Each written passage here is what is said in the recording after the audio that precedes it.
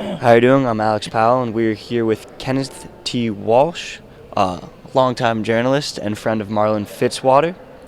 And Ken, I just wanted to ask you how you got your start in journalism, and how long have you been in journalism? Well, I got my start long ago. I'm one of the fortunate people who knew what he wanted to do in his career for a very long time. When I was in high school, I realized that I liked writing and I liked public issues and politics and so on, and journalism seemed like a good fit. And I was editor of my high school newspaper and then my college newspaper. So I've been a journalist really since I was a late teenager, working for my high school and college newspaper, and then taking it from there. I have covered the White House now for 30 years, ever since the second term of Ronald Reagan. So I've covered 5 presidents now, and I'm one of the longest serving White House correspondents. Now, as a White House correspondent, you have a president in particular that stands out as the funniest. Well, the Correspondents' Dinner has become this amazing spectacle in Washington. I've been going to the dinner for more than 30 years. I've only missed one in that time. And I was president of the White House Correspondents Association, so my favorite dinner was the one where I was president. So I ran the dinner. I was up at the podium and was the master of ceremonies, more or less. Bill Clinton was president then. And so that was my favorite. One nice moment at that dinner, by the way, is Clinton is very good with people. He's very charming in many ways. And he realized it was my parents' 50th wedding anniversary that week, so he congratulated them during his speech. And of course, they've never forgotten that. And but that was my favorite. And as far as the presidents and their humor, or who was the most interesting in the sense of being a humorist, I think Reagan really was the best at that. Reagan, of course, he had been a public speaker for many years, and so he had mastered the idea of dinner speeches and telling jokes, and he had 3x5 cards filled with jokes, piles and piles of them that he kept at home and then at the White House, and things that he had come across, jokes he had come across, and so he was always well armed with material. But and if you look at some of the clips, you can find them on YouTube and so on, a lot of his jokes actually hold up pretty well. That you can't say that with a lot of presidents, but he just was a very gifted speaker and a gifted humorist. Now, speaking of Ronald Reagan, he was one of the few presidents that was actually a celebrity before taking office. Right. Many presidents, as you have written about, become celebrities after taking office. In this election cycle, we have the unique candidate, Donald Trump, who is using his stardom to seek office. Do you think that this dynamic will change in the future and that we'll see more celebrities seeking office? Yeah, I definitely think so. And I wrote a book about this called Celebrity in Chief. What we have now is President Obama was a celebrity in chief. He was a celebrity president. The first day he took office, of course, he made history as the first African American president, and he has used social media and technology to communicate with people in popular culture much more aggressively and intensely than other presidents. So he really has kept up his notion of the celebrity in chief, and I think if he had not done that and had not participated in popular culture as he has as a celebrity, I think his job approval ratings would be much lower. So I think it's important for presidents to do that. And President Obama gets criticism for going on the late night TV shows and for appearing on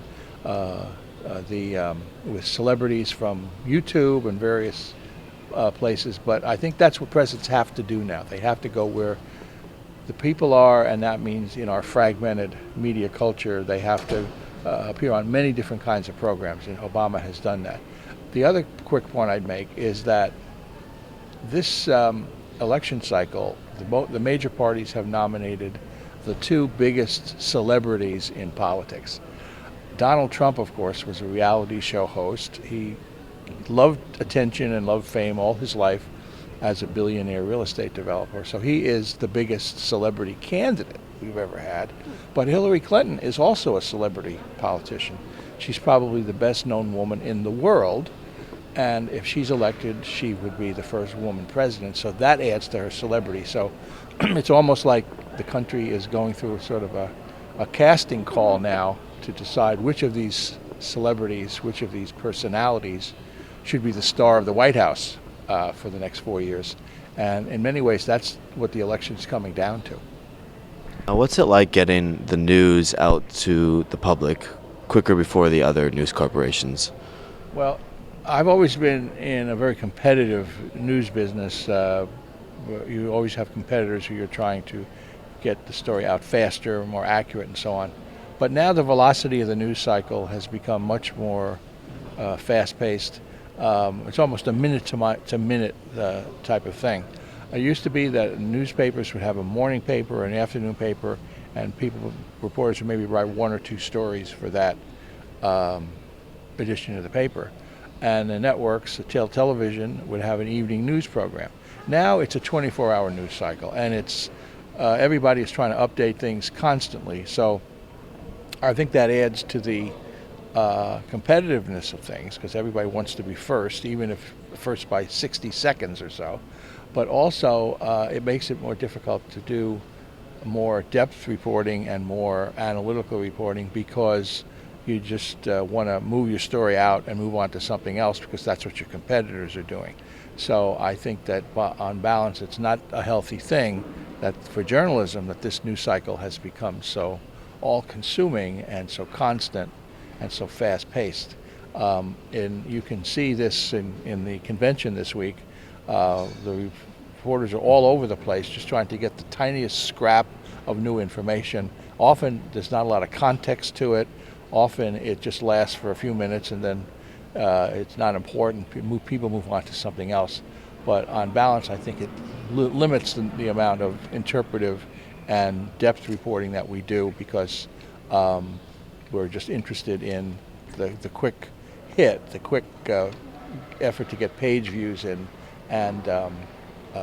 hits, and that limits us in our ability and our time to do more extended stories that a lot of journalists who've been in the business as long as I have like to do, but you don't have that opportunity as much as you used to. Do you ever get people releasing a story right before you, and it kind of like throws you guys off, that you want to make it a little bit better and add a little bit more that you didn't before, or you just put it out there? Well, sometimes that happens. You'd be surprised at how few times that happens, or how it doesn't throw you off, because if you've invested in doing the story, you're basically going to go ahead and do it and hope you have more detail or more insight or something, even if somebody beats you by a few minutes on the story. That's not going to deter you from doing the story. But I think that if you have a big project, like an investigative story, and I've been in that situation many times, and then your competitor, you learn your competitor is doing the same story, then you definitely want to get that first if you've invested a lot of time and effort and it's a big news-breaking story. So in that case, then you'll accelerate your timetable in order to beat the competition. Have you ever worked with Marlon Fitzwater in anything, or Andy Card? Yes, I covered Marlon Fitzwater when he was the Vice President Bush's press secretary, and then Ronald Reagan's press secretary, and then throughout the Reagan time when Marlon took over the press secretary's office. I know Andy Card. Andy Card I've covered in the White House, including when he was chief of staff to President Bush the son. And actually, it's interesting because Marlon and I and our wives have become very close friends, and we have homes within 10 minutes of each other now. So it's great to have Marlon as a friend, and not just a source, because he still provides a lot of interesting information and background on the history of the presidency and so on. But Marlon is now, we see Marlon more than we ever have, and it's a great thing to do to have him and his wife as friends, who we can just hang around with and enjoy each other's company. How have conventions like the ones we're at changed over the past years? I started covering these national presidential conventions in 1976, a very long time ago. That was the Republican convention in which Gerald Ford and Ronald Reagan were competing for the nomination. Gerald Ford won the nomination that year, lost the general election. But what's happened, that was really a contested convention, in that there were some real test votes that they conducted there that made a difference. But since then, conventions have become basically TV shows. Each party basically has the nominee decided in advance. That looked like that might be different this year, but it turned out not to be. It turned out to be the same. We knew that Trump would be nominated and Hillary Clinton would be nominated. And so what happens is then the campaigns and the parties make the convention into a 4-day television show. There's a theme for the day, whether it's work or keeping us safe or one thing or another, and fleshing out the biography of the candidates. And so it's all scripted. So it becomes much less an interesting news story than a television show. And that goes back to this idea of these candidates are celebrities, people want to know about them, but it's all in the context of a short attention span, capturing people's attention, using values from show business such as visuals, and now Hillary Clinton just had a video with a sort of an anthem made up that sort of paid tribute to her as the first woman nominee of a major party. So what's happened is the news value of these conventions has gone down, but the showbiz qualities have gone up. And so the campaigns and the parties feel that they have to put on a good show. And that's what the campaigns and the parties have done in both conventions this year. All right, thank you. Okay.